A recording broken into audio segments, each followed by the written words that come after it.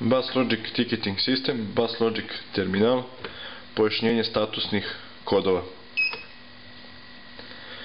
Nakon paljenja terminala, dok terminal još ne uđe u signal, pojavljuje se slovo S, što označava da će terminal odmah po dolasku u signal izvršiti ponovno slanje svih neposlatih fiskala i žurnala.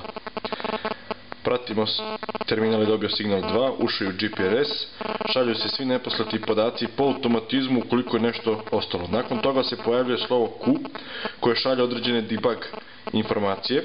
Sistem sam nakon određenog vremena pali slovo T, odnosno sinhronizuje vreme sa serverom i odmah posle sinhronizovanog vremena sa serverom upalit će se slovo D, koje označava dobijanje linka, odnosno URL-a sa centralnog servera gde zapravo u budućnosti terminal treba da se javlja, odnosno na koju firmu ili koji link.